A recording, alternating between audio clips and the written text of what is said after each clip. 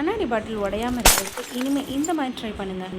வேஸ்ட்டான plastic பாட்டிலை இந்த மாதிரி கட் பண்ணி அதுக்குள்ளே கண்ணாடி பாட்டிலை வச்சு மெல்ட் பண்ணிட்டீங்கன்னா அது அதோடு ஒட்டிக்கிறோம். அவ்வளோ சீக்கிரம் உடையவும் செய்யாது. வாய் அகலமான பாட்டில் மூடி இருக்கா, ரொம்ப ஈஸியாக ஒரு சின்ன ட்ரா செஞ்சிடலாம் பாருங்கள். இந்த மூடியை டேபிள் கடியில் ஸ்க்ரூ பண்ணிட்டீங்கன்னா போதும், ஒரு குட்டி ஸ்டோரேஜ் ட்ரா ரெடி ஆகிடும்.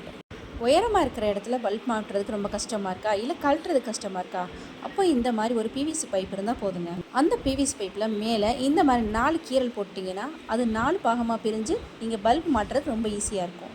பிளாஸ்டிக்கான பொருட்கள் இனிமேல் ஓட்டையான தூக்கி போடாதீங்க. அதுக்கு இந்த மாதிரி ஒரு பிளாஸ்டிக் பேப்பர் இருந்தால் போதும்.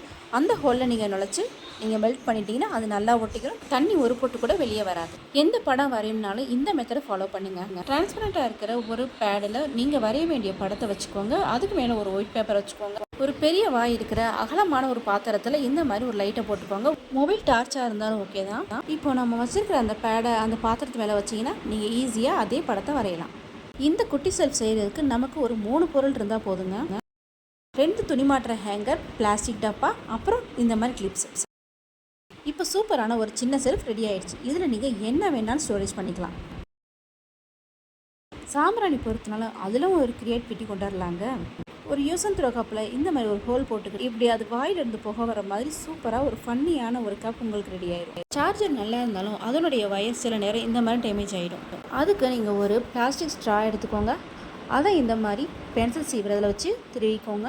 அது இப்படி ஸ்ப்ரிங்கு மாதிரி ஆகிடும். இப்போ நீங்கள் கொஞ்சம் கொஞ்சமாக அதில் சுற்றி வச்சிங்கன்னா அது ஈஸியாக அதை ஹோல்ட் பண்ணிக்கிறோம். இனி வயர் அதிலேருந்து பிரியாது. இந்த டிப்ஸ் எல்லாம் உங்களுக்கு பிடிச்சிருந்தால் லைக் பண்ணிவிட்டு நம்ம சேனலை சப்ஸ்கிரைப் பண்ணிக்கோங்க.